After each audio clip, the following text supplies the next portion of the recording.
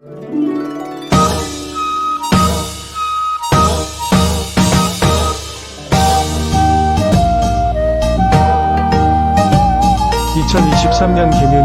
개묘년 시작을 더국원 운수학원 역사특강으로 전범위 한국사를 통해 내신과 한능검 시험까지 2마리의 토끼를 다 잡으세요.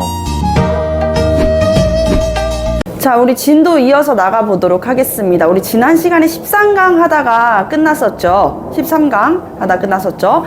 13강의 뒷내용 이제 보완하고자 이렇게 수업 시작해 보도록 할게요. 고려의 건국. 자, 고려가 건국되었습니다. 누가 고려를 건국했었죠? 궁예의 부하로 있었던, 그렇죠, 왕건이, 태조 왕건이 고려를 건국했습니다. 몇 년도예요? 910 몇 년? 네, 918년에 고려가 건국되었습니다. 자, 그리고 우리가 이제 배웠었던 이제 고려가 건국되고 나서 건국 초기의 왕으로는 대표적인 사람 누가 있어요? 왕건 배웠었어요. 왕건의 업적, 북진 정책, 호족들을 통합하려고 했던 호족 통합 정책. 그리고 또 뭐 배웠어요? 그리고 또 뭐 배웠지? 응? 유언장. 맞아요. 훈요 10조라고 하는 그 유언을 우리가 배웠었단 말이에요. 그 유언에 보면은 불교를 중시하고 또 뭐 하라고 나와 있었어요? 불교의 행사인 연등회나 불교에다가 도교 민간신앙까지 합쳐진 8관회 를 계속 진행할 것, 요런 내용들이 들어가 있었죠. 자, 그리고 거란이랑은 친하게 지내지 마! 라고 하는 내용들, 거란의 문화는 받아들이지도 마! 라고 하는 내용들도 들어가 있었습니다. 아들들에게 남기는 유언장이었던 것이죠. 아들이 너무 많잖아. 호족 통합 정책은 좋아. 근데 아내가 29명에 아들도 줄줄이 10명 넘게 있다 보니까 분명히 왕위를 두고 싸울 것을 알고 있었고, 또 나라를 어떻게 통치해야 될지 우리 아들은 모를 것이야 라고 생각하니 아들한테 전하는 말을 자신의 든든한 오른팔, 왼팔은 이미 언제 없어졌어요? 공산 전투 때 잃었었죠. 그러니까 이 든든한 오른팔이었었던 박수리에게 훈요 10조라고 하는 유언장을 남기게 되는 것입니다. 자, 그리고 그 다음의 왕은 바로 고려의 4번째 왕이었습니다. 고려의 4번째 왕, 신명숭청 왕태후의 아들이었었던, 그렇죠, 광종이 되겠습니다. 광종의 업적은 2가지만 기억하면 된다 그랬어요. 시험 문제 1타 2개만 기억하면 돼. 아주 쉬워요. 노비 안건법. 불법적으로 노비가 된 사람들을 양인으로 다시 풀어주는 거예요. 이게 노비 안건법이고, 또 하나는 중국 쌍기가 건의를 합니다. 중국 쌍기의 건의로 과거제를 실시하게 되는 것이죠. 쌍기가 중국 사람이란 말이야. 그러니까 이야기를 하는 거야. 우리는 수나라, 당나라 때부터 능력 있는 관리들을 시험을 봐서 소원발을 했습니다. 라고 얘기를 하니까, 그거 괜찮네? 라고 생각을 했었던 것이죠. 자, 그리고 이제 6번째 왕, 성종의 업적에 대해서도 배웠는데, 성종의 업적에 지대한 역할을, 지대하게 이 영향을 미친 사람이 누구입니까? 네, 최승로 좋습니다. 최승로예요. 최승로가 무엇을 남겨요? 시무 28조를 남기게 된단 말이야. 왕한테 올리는 글이에요. 왕한테 뭐라고 이야기를 해요? 지금 불교가 너무 세속화가 된 거야. 불교의 폐단을 시정해 줄 것을 이야기하면서 유교적 통치를 강조했어요. 그리고 지방에다가 외관을 설치해가지고 지방관을 보낸다라는 건의를 했었단 말이야. 이 건의를 누가 다 두루 수용해줘? 성종이 수용을 해줘요. 그래서 지방에다가 12목을 설치하고 어떻게 했었어? 지방관을 파견했었잖아요. 그리고 유교적인 가르침, 아주 좋다 해가지고 뭐까지 이제 설치했지? 네, 국자감. 이제 점점 이 에어팟 같은 걸 국자라고 믿고 있어요. 점점. 국자감을 설치했습니다. 당나라의 최고의 교육기관인 국자감을 우리도 이제 가지고 오게 되는 것이죠. 그리고 이제 중앙 정치, 통치를 어떻게 할 것인가에 대해서 중앙 통치 제도도 정비하는데 어떻게 정비를 했나요? 잠시만요. 국자감 무슨 얘기? 지방관, 국자관 아니잖아. 지방관을 파견합니다. 자, 지방관을 파견하고 또, 당나라. 중앙 통치 제도 정비한 거 얘들아. 어떻게 정비한다고? 이성 육부. 그치? 중서문화성이랑 상서성, 그 옆에는 2호 예병 현궁 육부가 있었었다라고 말씀을 드렸었어요. 그게 이제 성종이고, 그런데 이제 관리가 되려면은 고려시대 때 과거시험이라는 걸 볼 수가 있단 말이야. 고려에는 이제 광종이 과거를 시작했으니 우리가 관직에 오르려면 두 가지 방법이 있는 거야. 첫 번째는 과거 시험을 보는 방법이 있고요. 두 번째는 어떤 방법이 있어? 음서. 아니야, 방법이 음서. 무슨 방법이냐면 여러분들이 만약에 5품 이상의 관료가 아니라면은 관직에 오를 수 있는 방법이 음서. 음서제는 5품 이상의 관직이, 예를 들어 우리 할아버지가 관직이야. 그러면 만약에 내가 아들이라면 나도 이제 그 관직을 낼 수가 있는 거죠. 그럼 특정한 지방이 계속 그 관직 자리를 이어나갈 수 있는 거잖아. 이게 바로 음서제예요. 음서제를 통해 가지고 특정 지방이 이제 실권을 장악하는 행태를 띠게 되는데, 우리가 이들을 문벌귀족이라고 불렀습니다. 문벌귀족 아시겠죠? 자, 문벌귀족 대표적으로는 경원이 씨가 있었어요. 경원이 씨. 혹시 경원이 씨 있나요? 없으시군요. 네. 경원이 씨의 이자겸이라는 사람이 있었습니다. 이 이자겸은요, 고려의 인종의 외조부라는 건 외할아버지이자 장인이었어요. 선생님, 어떻게 이런 일이 벌어질 수가 있죠? 외조부면은 외할아버지인데, 장인어른이면은 내 아내의 아버지가 장인어른인데, 내 할아버지가 내 아내의 아빠? 이게 무슨 일이에요? 막 이러잖아요. 예, 이 정도로 이자겸이, 그러니까 우리가 제일 빠르게 출세하는 방법. 그럼 음서요, 진짜 없는 거예요? 라고 생각할 수 있는데, 빠르게 출세할 수 있는 방법 뭐가 있어요? 결혼이죠. 결혼을 해가지고 우리가 또 혈연 관계를 맺으면은 한 자리를 또 꿰찰 수가 있단 말이에요. 그래서 이때 당시에 이자겸이 계속 자기 딸들을 왕족과 왕실과 결혼시키면서 이 왕위에 대한 야욕을 드러냈단 말이야. 이 권력에 대한 야욕. 그래가지고 이자겸이 얘 봐라, 이러다가 왕 자리까지 잡아먹겠는데? 라고 생각을 할 때였어. 이자겸한테는 든든한 베스트 프렌드가 있었다고 그랬는데, 그 베스트 프렌드가 누구냐면 척준경이라는 인물입니다. 척준경이라고 하는 인물이 있었어요. 그래서 이자겸이 이 척준경과 함께 세력을 키워가던 중에 인종이 절치부심을 하죠. 아무리 나의 외할아버지여도 더 이상은 못 보겠다. 더 이상은 이 꼴을 못 보겠다. 이제 생각을 한 거야. 그래가지고 미안해요. 자, 그래가지고 이제 결국에는 난을 일으키자. 난을 일으키지. 왕이 난을 일으키는 거 아니지. 이자겸을 죽이자. 축출을 해내자가 된 거야. 근데 이자겸이 이 사실을 알고 먼저 난을 일으켜버린 거지. 그러니까 이제 방법을 다르게 써요. 인종이 누구를 회유해요? 바로 척준경을 회유합니다. 척준경을 회유해가지고 이자겸 세력의 내부 분열을 만들어 놓고 어떻게 해? 내부 분열을 만들어 놓고 무엇하게 된다? 그렇지, 이자겸을 요배번에 버린다. 요렇게. 근데 이 이자겸의 난이 일어나는 과정에서 개경성이 불타요.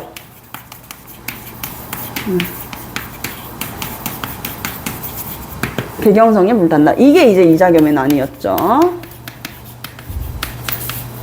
문벌귀족 사회의 모순이라고 할 수 있습니다. 자, 이제 이자겸의 난이 일어나고 나서 그 다음에 개경성이 불탔네. 개경이라고 하면은 고려의 뭐야? 수도야. 그치? 고려에는 수도가 일단 가운데 수도가 있고, 자, 여기가 이제 개경 가운데 수도죠. 이 개경을 기점으로 동쪽의 수도인 금성, 경주가 있어요. 경주가 동경이에요. 자, 그리고 그 옆쪽 개경보다 서쪽에 있는데, 맞아요, 평양. 여기가 평양이야. 여기가 서경이 되는 것이죠. 이거는 태조의 북진 정책을 통해서도 알 수가 있는 거야. 훈요 10주에도 항상 서경을 중시하라는 내용이 들어가 있었다는 것이죠. 자, 그러면은 여기까지는 이해되셨죠? 근데 개경성이 화르륵 불이 탄 거야. 이러니까 신하들이 파가 갈리게 돼요. 파가 갈리게 된다. 어떤 파가 나뉘게 되냐면, 야, 그래도 우리 고려의 수도야. 개경파가 나뉘게 되고, 수도를 천도하자라고 했었던 서경파로 나뉘게 된다. 수도를 어디로 옮겼겠어요? 수도를 어디로 옮기겠어? 얘들아, 생각을 해봐. 서경이랑 동경이 이렇게 있으면, 어디로 천도를 해야 되는 걸까? 수도를. 당연히 서경으로 하죠. 그치? 금성으로 할 이유가 없잖아. 그래서 서경으로 천도를 해야 된다라고 했었던 서경파로 나누어지게 된다. 자, 이렇게 개경파랑 서경파가 나뉘어졌습니다. 이제 여기를 대표하는 인물들이 있을 거 아니야? 자, 이 개경파를 대표하는 인물이 여러분들 많이 들어봤을 거예요. 고등부 친구들은 더 많이 들어봤을걸? 이제 국어에서 조금 만나볼 수 있는 인물입니다. 바로 김부식이에요. 삼국사기의 저자였던 김부식이 개경파를 대표하는 인물이었었고요. 그리고 서경파, 서쪽으로 천도하자라고 이야기를 했었던 대표적인 인물은 바로 묘청이라는 승려였어요. 묘청, 요렇게 이제 세력을 다투게 된다. 요거를 우리가 서경천도 운동이라고 하는데, 일단 인종한테 얘기를 하는 거지. 인종, 이사겸의 난도 그렇고 개경성이 불탄 것도 그렇고 나란 일이 자꾸 혼란하게 일어나니까요. 이걸 어떻게 해야 돼요? 수도를 천도합시다. 풍수지리적으로 지금 개경보다는 평양, 서경이 훨씬 더 우세합니다. 그렇기 때문에 수도를 옮기시지요. 해가지고 인종도 그 얘기에 그래, 그러자라고 생각을 해. 인종도 그 이야기에 동의를 해가지고 서경으로 천도하나 싶었는데 비가 너무 많이 오는 거야. 이놈의 비. 이놈의 비는 왜 자꾸 많이 오는 거람? 자, 비가 너무 많이 오니까 결국에는 어떻게 돼요? 가지를 못해요. 네. 결국엔 포기를 하게 되는 거야. 이게 진짜 풍수지리적으로 우수하면은 이렇게 비가 안 오겠지라고 하면서 서경으로 천도하는 운동은 중지가 되는 것이죠. 그러면서 묘청이 이 서경에 가가지고 아니야, 서경이 수도야! 라고 이야기를 하게 되면서 난을 일으키게 된다. 그게 바로 여기 별표, 두 번째 별표가 되는 묘청의 난입니다. 묘청의 난, 요게 이제 서경천도 운동에서 비롯되었다. 자, 서경천도 운동, 묘청이 강조하려고 했던 것은 무엇이냐? 우리는 어디를 계승한 나라다? 자, 예린아, 고려는 어디를 계승한 나라다? 고려는 어디를 계승한 나라야? 그쵸, 고구려죠. 고구려를 계승한 나라인 거예요. 그러니까 고구려 계승 정신을 강조했어. 고구려를 계승한 계승 정신을 강조하게 되고요. 그러면서 이제 이야기를 하는 게 첫 번째, 고구려의 수도인 서경을 중시해야 된다라는 포인트를 짚고, 고구려는 어떤 나라였어? 다윤아? 맞아요. 독자적인 나라였죠. 아주 좋습니다. 독자적인 나라였다는 거야. 독자적인 나라이기 때문에 우리도 뭘 써야 된다? 독자적인 칭호. 그리고 연호를 써야 된다라는 것을 강조했어요. 우리가 중국이 황제라는 칭호를 쓰고 있잖아. 근데 우리도 황제라는 칭호를 쓸 수는 없단 말이야. 그치? 왜냐면은 하늘 아래에 황제가 여럿이면은 그건 그냥 왕인 셈이지. 그치? 그래서 스스로가 황제라는 칭호를, 우리도 중국과 대등한 나라이기 때문에 황제라는 칭호를 쓰겠다 라고 이야기를 하고, 우리도 중국의 연호를 따라 쓰는 게 아니라 독자적인 연호를 쓰겠다 라고 이제 묘청이 이야기를 합니다. 그러나 이 김부식을 비롯한 김부식의 군대 그리고 관군에 의해서 이 묘청 세력은 진압이 되고 결국 이 묘청의 난은 끝이 나게 되는 것입니다. 고려사를 이렇게 크게 보게 되면요, 이렇게 묘청의 난이 일어나고 나서, 그리고 이때가 이제 인종 때였잖아요. 때는 이번에는 의종 때.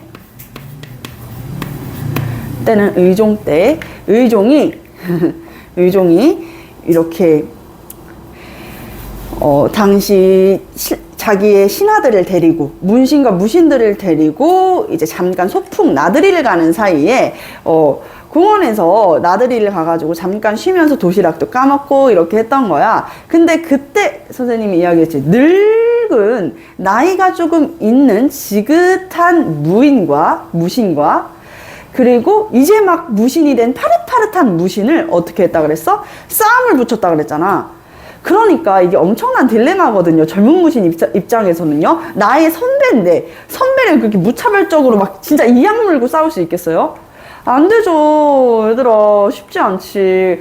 근데 여기에다가 플러스 왕의 압력까지. 이 왕이 보고 있는 데에서 내가 여길 만약에 약하게 싸워 지는 것 같아. 그러면은 사실 스승한테, 그러니까 어떻게 보면 선배한테도 예의가 아니고 왕한테도 왕명을 어긴 거나 다름이 없잖아. 그치? 그렇기 때문에 결국에는 이 두 무신이 싸우게 되고 젊은 무신이 승리를 하게 됩니다. 그러면서 이때 당시에 정중부 그 당시에 무신의 수염을 막 그을리고 막 여러 가지 일화들이 있었어. 무신들은 왜 맨날 이렇게 당해요, 선생님? 이런 생각이 들잖아. 우리 생각해 볼까? 고려 시대에 있었던 이 과거 제도는 세 과가 나눠져 있었다 그랬어요. 문과가 있었죠. 무신을 뽑는 문과가 있었고 또 뭐가 있었지? 승려를 이제 등용하는 승과가 있었어요. 그리고 마지막은 잡과. 이제 의술이나 천문 이런 것들, 기술직들을 담당하는 잡과가 있었어. 선생님, 그럼 조선시대랑 다르네요. 또 조선시대 때는 문과, 무과, 잡과가 있었잖아요. 왜 무과가 없어요? 무과는 존재는 했어요. 무과는 존재했어. 무신을 뽑는 무과는 존재했으나 이 무과는 시행이 거의 되지 않았다는 점이야. 그러니까 무신 세력에 대한 무인 세력들, 이 무인 세력에 대한 아무래도 생각 자체가 쟤네들 뭐야? 라고 하면서 무인을 너무 많이 차별해 왔었던 거죠. 그러니까 그 무신들이 들고 일어나게 됩니다. 무예에 뛰어난 신하들이 이제 정변을 일으키게 되는 것이죠. 자, 이 무신 정변을 통해 가지고 이 통치 기간 동안에는 무신 집권기라고 할 수 있습니다. 자, 무신 집권기에 접어들 때 갑자기 독독독 누가 우리나라의 문을 두드리게 되는데, 그거는 바로 무신 집권기 당시에 최씨 무신 집권, 최씨 집안이 이제 집권하고 있을 때였어요. 최씨 집안이 집권하고 있을 때, 이때 당시에 말을 탄 정말 러시아의 영토까지도 유럽을 정말 공포로 물들였었던 세력, 몽골이 우리나라에 쳐들어오게 된 것입니다. 그 세력이 이제 몽골이 우리나라에 몇 차례 침범을 했었어요. 1차 침입하고 2차 침입하고 계속 여러 차례 침범을 했었단 말이야. 그렇게 침범을 하다가 두둔 우리는 끝까지 몽골의 침입에 맞서가지고 싸웠었다, 얘들아. 끝까지 맞서가지고 싸웠는데 정말 수도를 옮겨가면서까지 싸웠거든. 결국에 우리는 지고 말아요. 지고 말아요. 너무 속상하잖아. 그치? 마지막까지 우리가 열심히 싸웠는데 결국엔 져버리고 다시 수도를 개경으로 환도한 다음에 우리한테는 무엇이 시작된다? 원의 간섭기가 시작되는 것이다. 언제까지? 바로 공민왕 때까지예요. 이때까지가 원 간섭기야. 원 간섭기가 된다. 이때는 몽골의 침입. 이 몽골이 침입했을 당시에 수도를 천도한다. 선생님, 그럼 그때 수도 어디로 천도해요? 바로 강화도로 천도해요. 그래서 그 강화도에서 만들기 시작했었던 게 부처님의 부력으로 제발 이 몽골놈들 다 나가게 해주십소서 라고 했었던 팔만대장경이에요. 자, 여기 강화로 천도한다. 여기까지 이해되시죠? 자, 그리고 다시 이제 개경으로 환도하게 됩니다. 개경으로 원종 때 환도를 하게 되고 무신 집권기는 끝이 나게 돼요. 그리고 이때부터는 어떤 세력이 조금 실권을 장악하냐? 자, 이쪽은 지금 문벌귀족들이 세권을 장악했었고, 태종부터 성종 때까지는 어떤 세력들? 호족 세력들이 조금 더 힘이 셌다 그랬잖아요. 그러면 대충 선생님이 지금 무슨 얘기하는지 알겠다. 선생님, 건국 때까지, 성종 때까지는요, 건국 초기이기 때문에 호족 세력들의 힘이 강했었고, 성종 때부터 무신 정변기까지는요, 이때는 이자겸, 문벌귀족, 예를 들면은 대표적으로 경원이 씨 같은 집안들, 특정한 집안들이 힘이 셌군요. 문벌 귀족들이 이제 세력이 강했었고 그 다음에는 무신이겠네요. 무신 집권이니까. 그리고 이때 빨간색으로 그어져 있는 게 원간섭기라 그랬잖아. 우리나라가